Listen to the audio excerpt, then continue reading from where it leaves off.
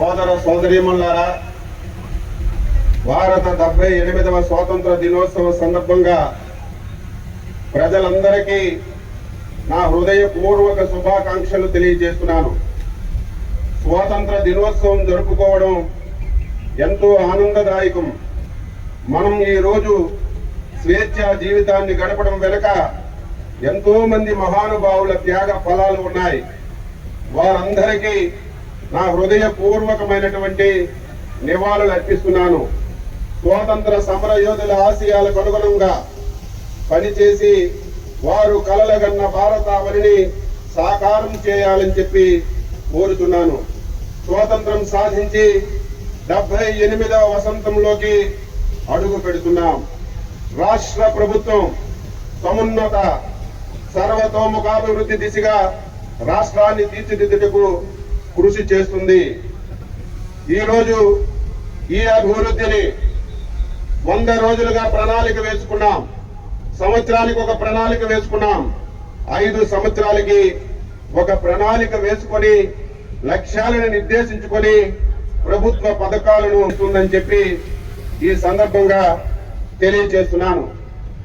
ఈరోజు ముందుగా మొన్న జరిగినటువంటి ఎన్నికల్లో రాష్ట్ర ప్రజానీకం ఒక అచంచలమైనటువంటి విశ్వాసంతో, నమ్మకంతో ఎన్డీఏ ప్రభుత్వాన్ని ఎన్నుకున్నారు.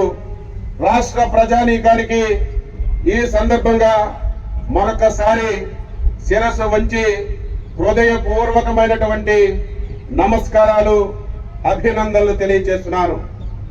ఆంధ్రప్రదేశ్ రాష్ట్రం వ్యవసాయ ఆధారిత రాష్ట్రం. ఈరోజు వ్యవసాయ అనుబంధ రంగాలపైన రాష్ట్రంలో 62% జనాభా ఆధారపడి ఉన్న విషయాన్ని ఈ సందర్భంగా గుర్తు చేస్తున్నాను. రాష్ట్ర జీడిపిలో 32% వ్యవసాయ ఆధార రంగాల నుంచి మనకి ఆదాయాన్ని వస్తున్న విషయాన్ని కూడా ఈ సందర్భంగా గుర్తు చేస్తున్నాను. అందుకే శ్రీకాకుళం జిల్లాలో వ్యవసాయాన్ని మళ్ళీ పూర్వ స్థితికి తీసుకురావాలి. ఈ జిల్లాలో ప్రతి ఎకరాలో కూడా పంట పెట్టాలి. ఆ ఉద్దేశంతోనే ఈ ప్రభుత్వం పనిచేస్తుందని ఈ సందర్భంగా తెలియజేస్తున్నాను.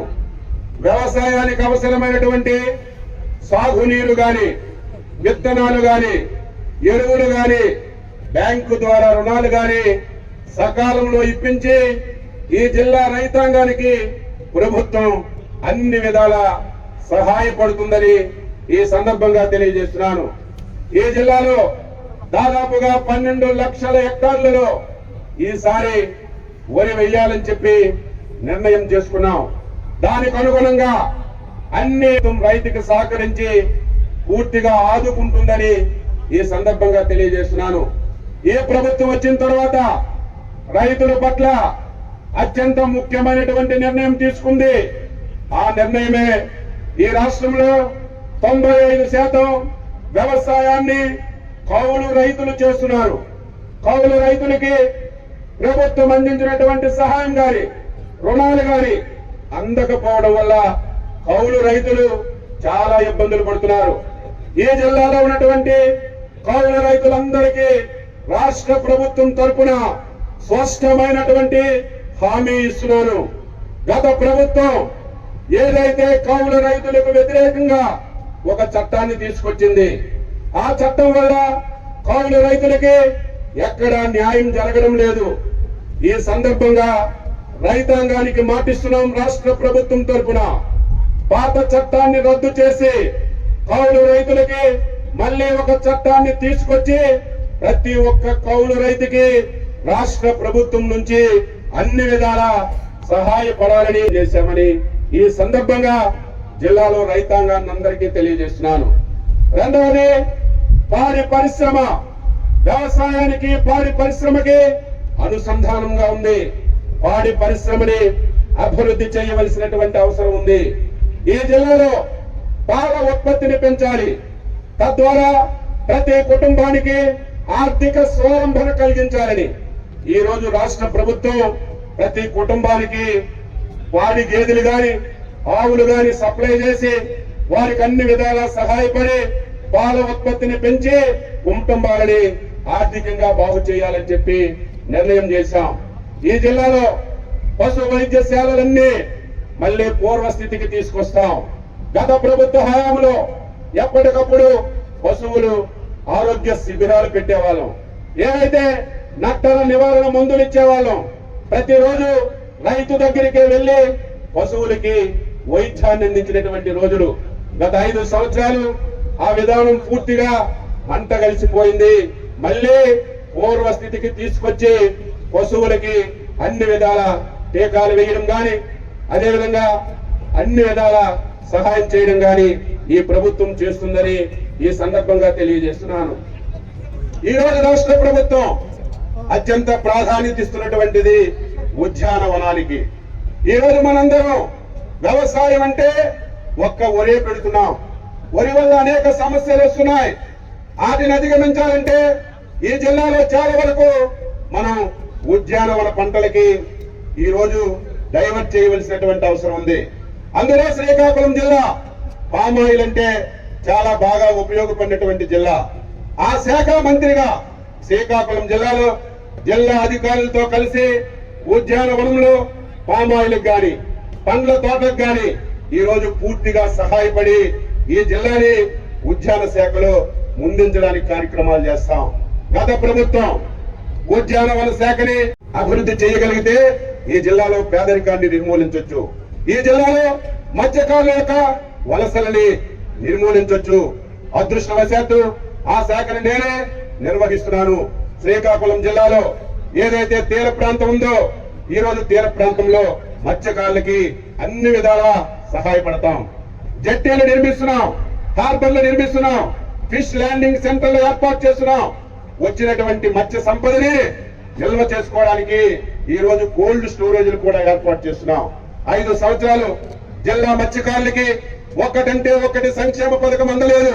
ఒక్క వల గాని, ఒక్క బోటు గాని, ఒక్క వస్తువు కూడా ఇచ్చినటువంటి సందర్భాలు లేవు. మళ్ళీ ఆ వ్యవస్థని ఈ ప్రభుత్వం ముందుకు వస్తుందని చెప్పి తెలియజేస్తున్నాను.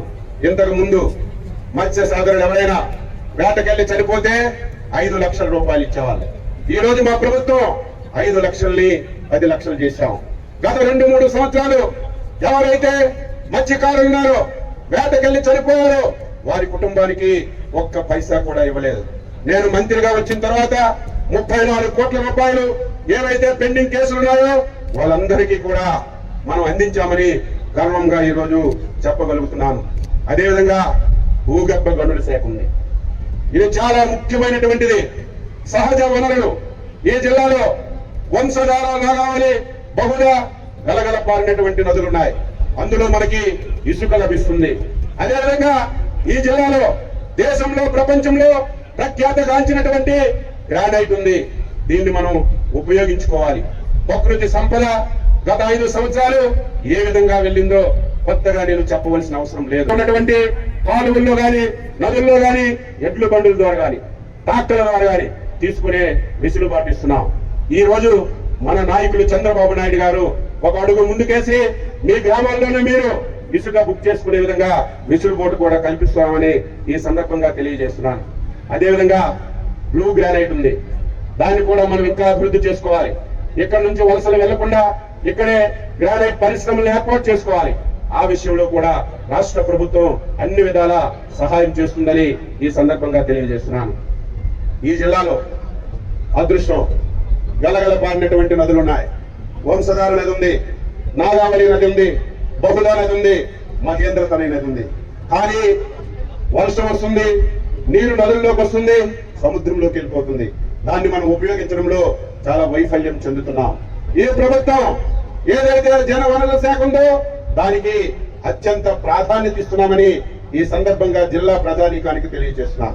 2014, 2019 తెలుగుదేశం ప్రభుత్వ ఆధ్వర్యంలో ఈ జిల్లాలో జల వనరుల శాఖల్ని కలకల్లాడించాం. ఈ జిల్లాలో ఏవైతే పెండింగ్ ప్రాజెక్టులు ఉన్నాయో శరవేగంతో ముందుకు తీసుకెళ్లాం. దురదృష్టవశాత్తు 2019లో ప్రభుత్వం మారిన తర్వాత ఈ శాఖకి పూర్తిగా తాళాలు వేసేశారు. ఇంత ప్రాధాన్యత కలిగిన శాఖని ఒక్క పైసా కూడా ఖర్చు పెట్టకుండా పూర్తిగా నిర్వీర్యం చేశారు. స్వాతంత్ర దినోత్సవం సందర్భంగా జిల్లా ప్రజానీకానికి రైతాంగానికి రాష్ట్ర ప్రభుత్వం తరపున మాటిస్తున్నాం.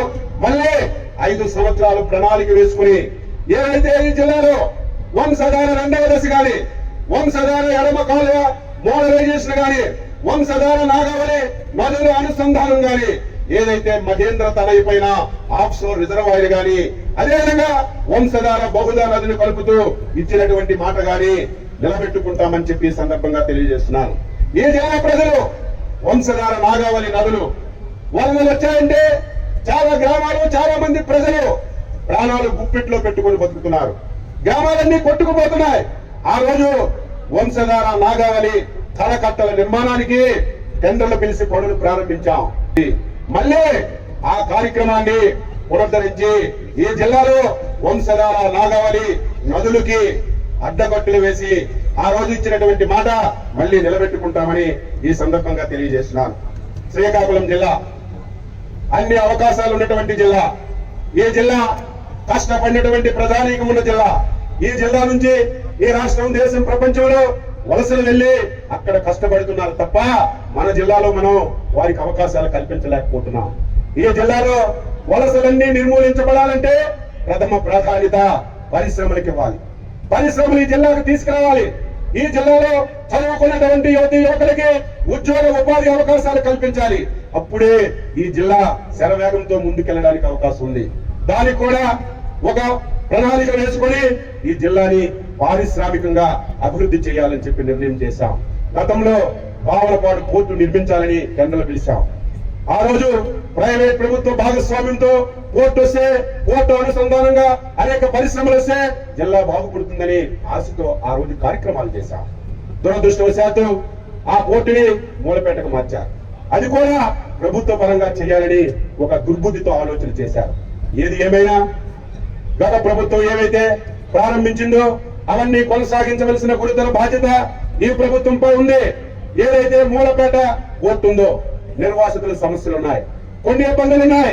వీలైనంత తొందరగా జిల్లా యంత్రాంగం నేను కలిసి నిర్వాసితుల సమస్యను పరిష్కరించి మూలపేట పోర్టుని అత్యంత తొందరగా పూర్తి చేయడానికి కార్యక్రమాలు చేస్తాం. పోర్టు వస్తే పోర్టు ఆధారిత పరిశ్రమలు వస్తాయి. దీంతో పాటుగా బావులపాడు నుంచి భోగాపురం వరకు ఒక 6 లైన్లు రోడ్లు కూడా వేయాలని ఈ ప్రభుత్వం నిర్ణయం చేసింది. అవి 5 సంవత్సరాల ప్రణాళికాబద్ధంగా ఈ రాష్ట్రంలో పరిశ్రమలన్నీ కూడా అభివృద్ధి చేస్తాం. గత ప్రభుత్వం లాగా ఎవరైనా పరిశ్రమ పెట్టాలంటే ఆఫీసుల చుట్టూ, అధికారుల చుట్టూ తిరగవలసిన అవసరం లేదు. ఒక ఫోన్ కాల్ చేసినా, ఒక దరఖాస్తు పెట్టుకున్నా అన్ని అనుమతులు ఇచ్చి ఈ జిల్లాలో పరిశ్రమల్ని అభివృద్ధి. ఈ జిల్లాలో 24 గంటలు ప్రతి ఇంటికి కరెంట్ ఇచ్చాం. 8 గంటలు రైతాంగానికి ఉచితంగా కరెంట్ ఇచ్చాం. పరిశ్రమ